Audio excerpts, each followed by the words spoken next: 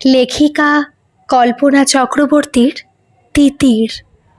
টেস্টের রেজাল্টটা যে এত খারাপ হবে ভাবতেও পারেনি তিতির। রেজাল্ট হাতে দেবার সময় সুমিত্রা ম্যাম যখন বললেন, তিতির, তোমার মতো সিনসিয়ার স্টুডেন্টের কাছে এটা আনএক্সপেক্টেড, এখনও সময় আছে, বি কেয়ারফুল। রেজাল্ট হাতে পেয়ে তিতিরেরও খুব খারাপ লাগছিল, কিন্তু মা যে রেজাল্ট হাতে পেয়ে স্কুলেই সবার সামনে ওকে ঠাস করে একটা চড় কষিয়ে দেবে, ও ভাবতেই পারেনি।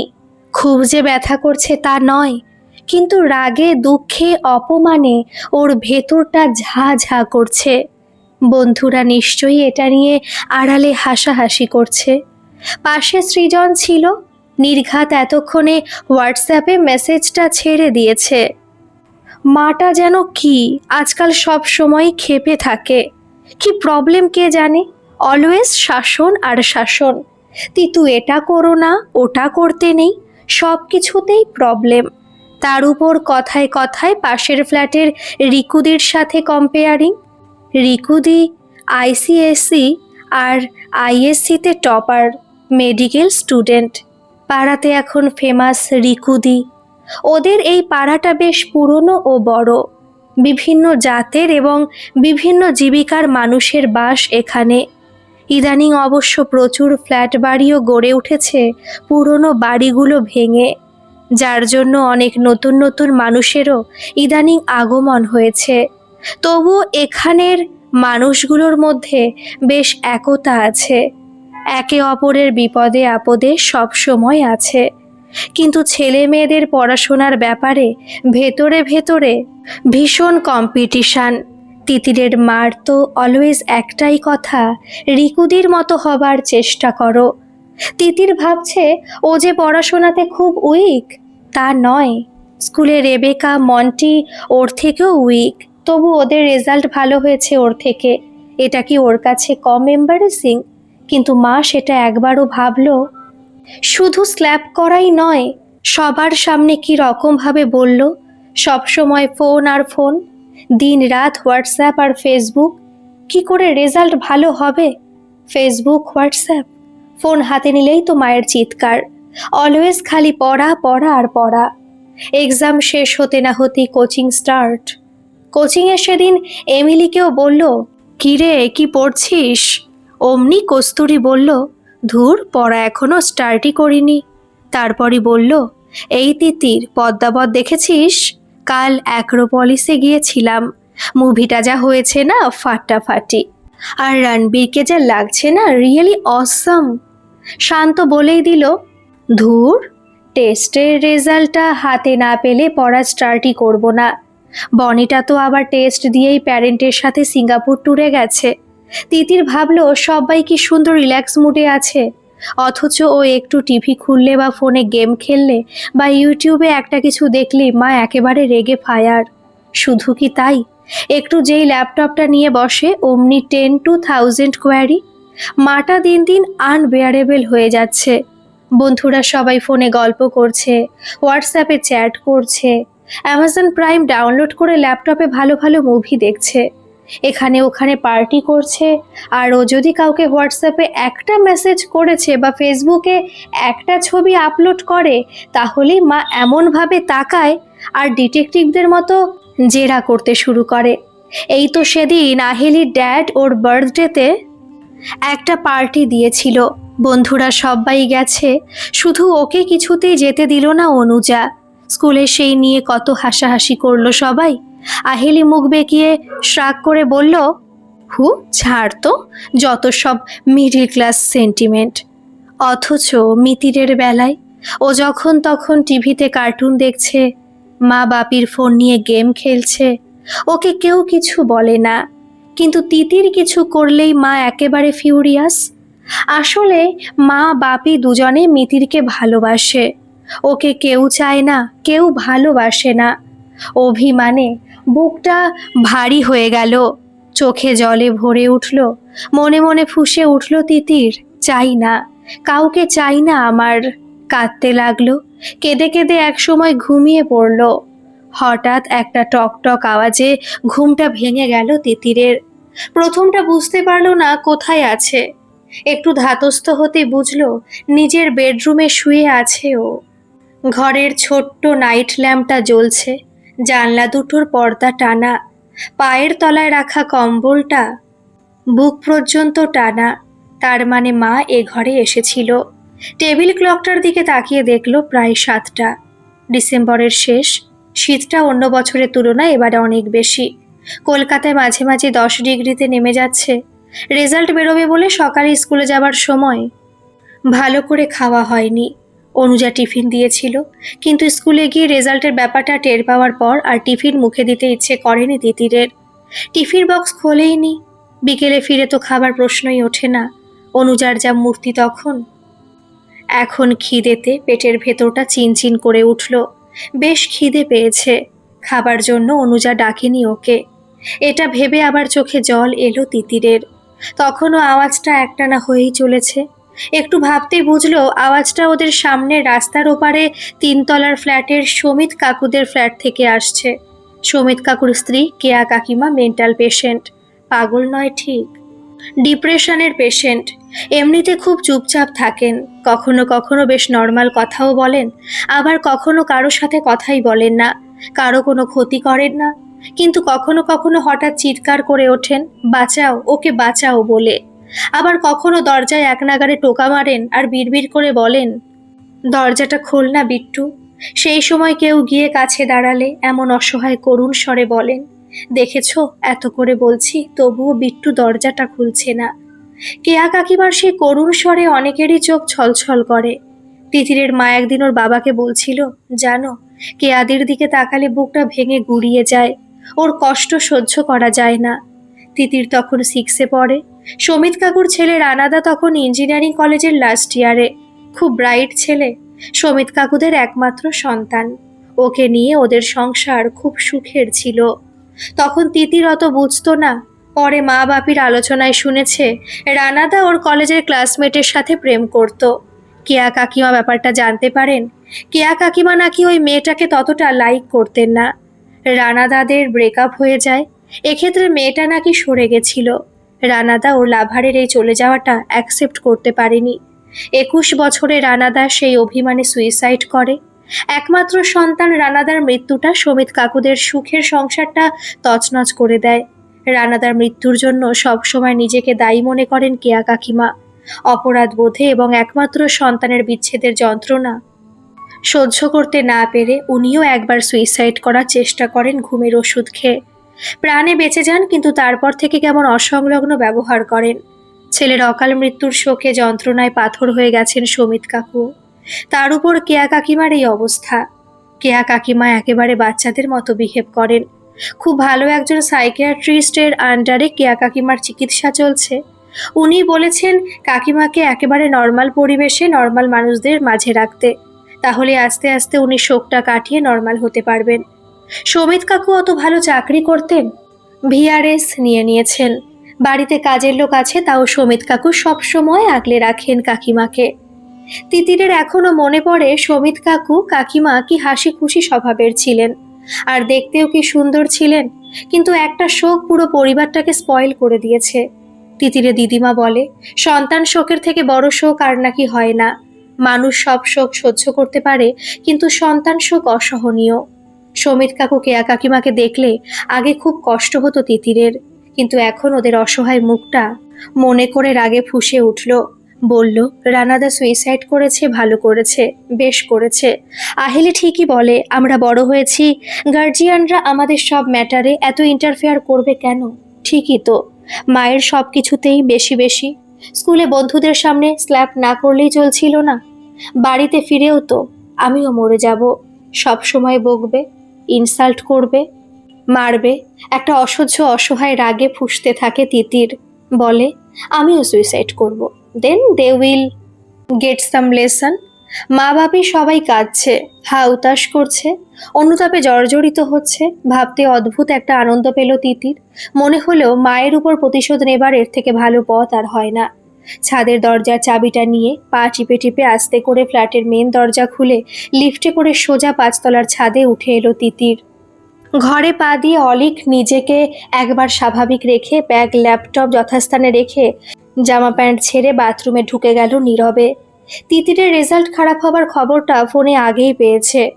পরিস্থিতির গুরুত্ব বুঝে ডিভানে বসে ল্যাপটপ খুলে পেন্ডিং কাজগুলো সারতে থাকে চুপচাপ। অনুজাও থমথমে মুখে চায়ের কাপ ও মুড়ির বাটিটা এগিয়ে দেয়।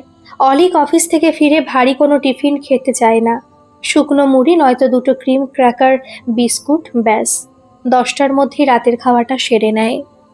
অলিক একটা মাল্টিন্যাশনাল কোম্পানিতে সেলস এক্সিকিউটিভ। অনেক রাত পর্যন্ত জেগে ল্যাপটপে কাজ করতে হয়। পাশের ঘরে অনুজাও জেগে থাকে। বড় তিতিরের সামনেই আইসিএসসির ফাইনাল পরীক্ষা। তিতির যতক্ষণ পড়ে অনুজা জেগে থাকে মেয়ের সাথে, যাতে ও ঘুমিয়ে না পড়ে সেদিকে খেয়াল থাকে অতন্দ্র প্রহরীর মতো। শীতটা এবার বেশ জাঁকিয়ে পড়েছে। মেয়েটা একবারে বেশি কমপ্ল্যান খেতে চায় না, দুধ তো কিছুতেই নয়। তাই রাতের দিকে অলিকে যখন কফি দেয় মেয়েটাকেও হাফ কাপ দেয় অনুজা। মেয়েটা আজ না খেয়ে কেঁদে কেঁদে ঘুমিয়ে পড়েছে। ঘুমন্ত মেয়েটাকে দেখে বুকের ভেতর এমন একটা কষ্ট হচ্ছে যেটা কাউকেও বোঝাতে পারবে না। মেয়েটাকে আর ওঠায়নি, ঘুমোচ্ছে, ঘুমোক। একটু পরে উঠিয়ে একেবারে রাতের খাবার খাইয়ে দেবে। কোনো কথা না বলে অনুজাও মিতিরকে নিয়ে বসলো হোম টাস্কগুলো করাতে। তপ্ত কড়াইয়ে জলটা দিল মিতিরই, বলল, মা দেখো, ইংলিশ ম্যাম আরও 5টা পোয়েম দিয়েছে, বলেছে এগুলো এক্সামে থাকবে।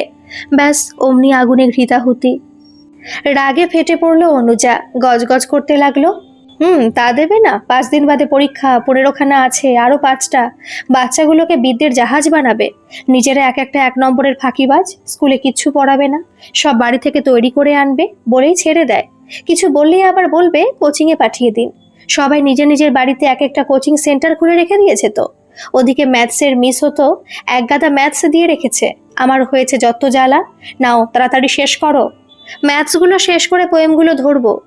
মিতিরের পেটের মধ্যে খচমচ করছিল, একটু ফাঁক পেতি বলল, জানো বাপি, আজ দির প্রোগ্রেস রিপোর্ট খারাপ হবার জন্য মা দিকে মেরেছে।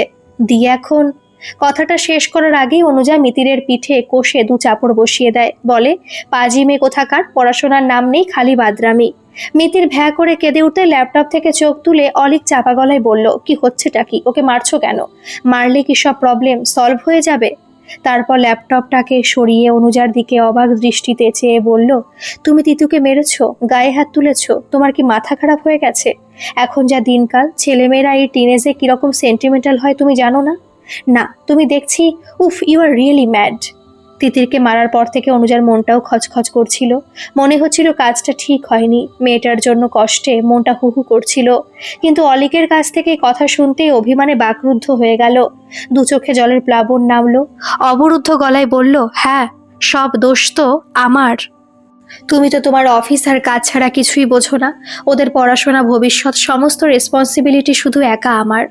আমার নিজের কোনো শখ নেই, লাইফ নেই। দিন রাত শুধু ওদের নিয়ে আছি।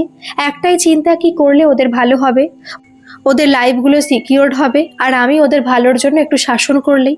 কথা শেষ না করেই 2 হাতে মুখ ঢেকে হুহু করে কেঁদে ওঠে অনুজা। অলিক সারাদিনের পরিশ্রমে খুবই ক্লান্ত, কিন্তু অনুজাকেও খুব বোঝে। অনুজাকে এভাবে কাঁদতে দেখে ওর খুব খারাপ লাগে, কষ্ট হয়। ও অনুজার কাছে এসে বসে, আদর করে কাছে টেনে নেয় ওকে। সত্যি তো, এই সংসারের জন্য কি না করেছে অনুজা। বিয়ের পর থেকে শ্বশুর, শাশুড়ি, ননদ, দেওর সবাইকে নিয়ে একসাথে সংসার করেছে। প্রত্যেকের সুখ স্বাচ্ছন্দ্যের দিকে খেয়াল রেখেছে। নিজের অত ভালো কেরিয়ারটাও স্যাক্রিফাইস করছে অলিকের মায়ের সেরিব্রাল অ্যাটাক হবার পর। টানা 3 বছর মা বিছানায় শয্যাশায়ী ছিলেন। দুবেলার দুটো আয়া রাখার আর্থিক ভারটা সহ্য হলেও সংসার সামাল দেওয়া যাচ্ছিল না। তখন আবার তিতিরও খুব ছোট। সব দেখে বুঝে অলিক কিছু বলার আগেই অনুজা নিজের ডিসিশন নিয়ে চাকরিতে রিজাইন দিয়েছিল। অলিক তো সত্যি নিজের অফিসের কাজ ছাড়া আর কোনো দিকেই তাকাবার অবসরই পায় না। সংসারের সমস্ত ঝুট ঝামেলা, মেয়েদের পড়াশোনা, এমনকি ওকেও সামাল দেয়। অনুজার কোনোদিনই তেমন বিশেষ কোনো চাহিদা নেই। শুধু একটাই চাওয়া, লেখাপড়া করে মেয়ে দুটো স্বাবলম্বী হবে। এই চাওয়াটা কি অন্যায়? ফোপাতে থাকে অনুজা। ফোপাতে ফোপাতেই বলে, কতবার বলেছি মন দিয়ে পড়াশোনাটা করো। তা নয়, সারাদিন শুধু ফোন ঘেটেই চলেছে। চারিদিকে এত কম্পিটিশন। সেদিন মিতুকে নিয়ে একটু বেরিয়েছি, ফিরে দেখি কম্পিউটারে মুভি দেখছে। কতবার বলেছি পরীক্ষা হয়ে যাক, তারপর যা করার করবি। আমি তখন বাধা দেব না। আইসিএসসিতে ভালো গ্রেড, পার্সেন্টেজ না থাকলে ভালো কোনো স্কুলে চান্স পাবে? এই যে তুমি আমি সারাদিন এত যে খেটে মরছি ওদের ভালোর জন্যই তো। সেটা ওরা কবে বুঝবে? অলিকের খুব কষ্ট হয়। ও উঠে এসে অনুজার পিঠে হাত রেখে নরম সুরে বলে, আমি সবই জানি, কিন্তু আমাদের কষ্ট, ফ্রাস্ট্রেশন ওদের ওপর চাপিয়ে দিলে হবে? মা বাপিকে কথা বলতে দেখে মিতির উঠে পড়ে পাশের ঘরে চলে গেছে এক ফাঁকে। তিতিরকে ও ঘরে না দেখতে পেয়ে মা বাপির ঘর, বাথরুম, ব্যালকনিটা ভালো করে দেখলো। কোথাও যখন তিতিরকে দেখতে পেল না, তখন এক ছুট্টে আবার মা বাপির কাছে ফিরে এসে হাঁপাতে হাঁপাতে বলে, মা, দি ঘরে নেই। আর ভালো করে দেখেছি আমি, কোথাও নেই। মিতিরের কথা শোনা মাত্র যেন 1000 ভোল্টের শক খায় অলিকার অনুজা। উঠে মেইন দরজার কোলাপসিবল গেট খোলা দেখেই যেমন ছিল তেমনি অবস্থাতে ছুটে বেরিয়ে সিঁড়ি দিয়ে দ্রুত নিচে নেমে যায় অলিক। অনুজার সর্বাঙ্গ শিউরে ওঠে অজানা একটা ভয়ে। মিতিরকে দুহাতে শক্ত করে ধরে মেঝের উপরই ধপাস করে সর্বশান্তর মতো বসে পড়ে অনুজা।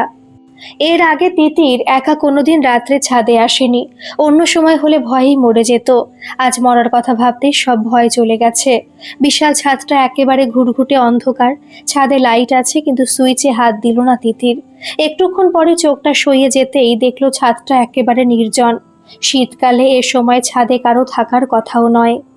একটু এগিয়ে গিয়ে মেইন রাস্তার দিকে ছাদের কার্নিশ ধরে নিচে ঝুঁকে রাস্তাটা দেখলো। ছতলার ছাদ থেকে নিচে রাস্তাটা সরু কালো ফিতের মতো লাগছে। মাঝে মাঝে দু একজন লোক, দু একটা সাইকেল যাত্রী যাওয়া আসা করছে। রাস্তার মোড়ে চায়ের দোকানটাতে বেশ ভিড়। এদিক ওদিক ছড়িয়ে বেশ কিছু লোক চা খাচ্ছে।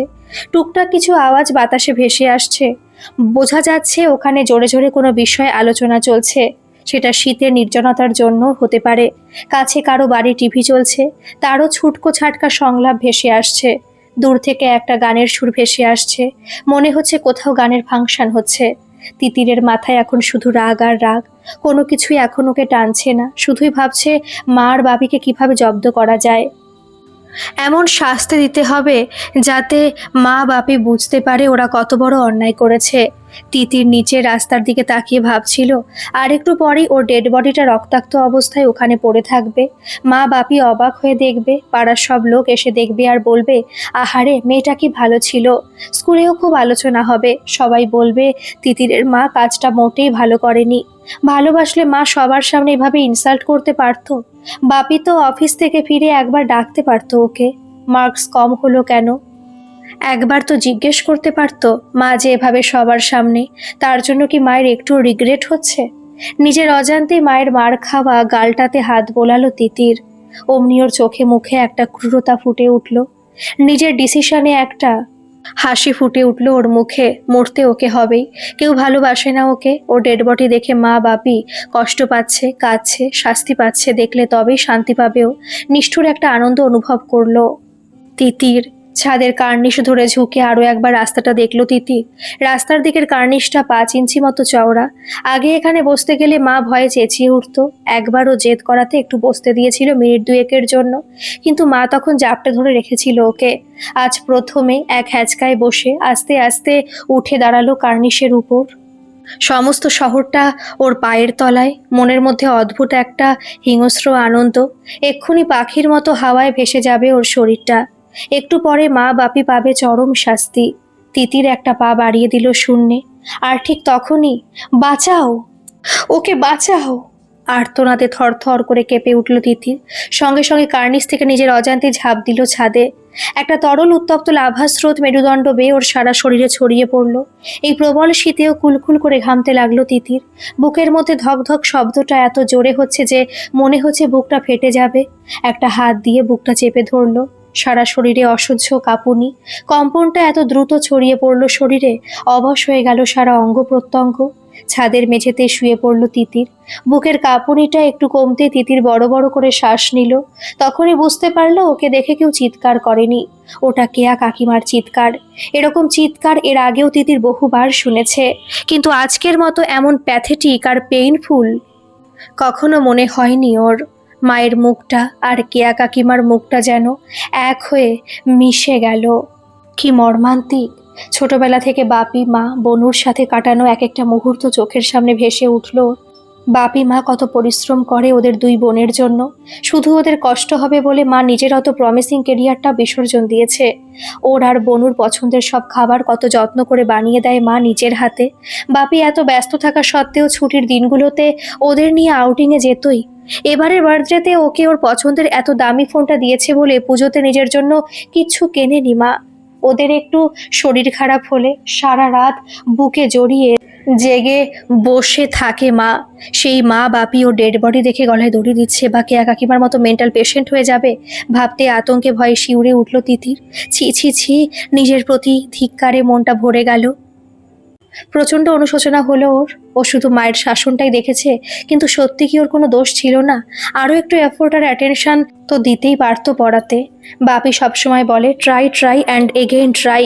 চেষ্টার পরিশ্রমের কোনো বিকল্প নেই। সত্যি সত্যি ট্রাই করলে ও কি আরও ভালো করতে পারতো না? সত্যি কি ও হার্ট অ্যান্ড সোল ট্রাই করেছিল?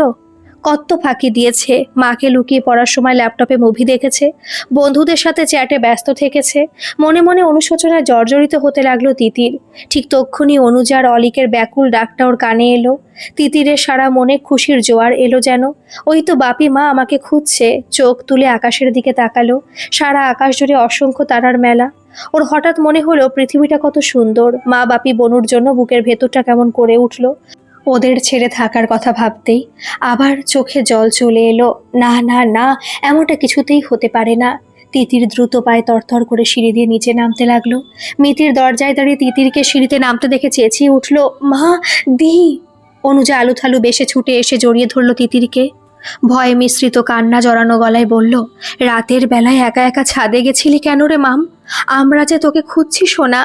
তিতিরও মাকে জড়িয়ে ধরে মায়ের গায়ের অতি পরিচিত মামা গন্ধটা লম্বা লম্বা শ্বাস টেনে বুক ভর্তি করে নেয়। তারপর মাকে আরো শক্ত করে জড়িয়ে ধরে বলে, আর কোনোদিন তোমার অবাধ্য হব না মা, তুমি দেখে নিও। গল্পটি কেমন লাগলো অবশ্যই কমেন্ট করে জানাবেন, আর ভালো লাগলে একটা সাবস্ক্রাইব করে আমার পাশে থাকবেন। ধন্যবাদ।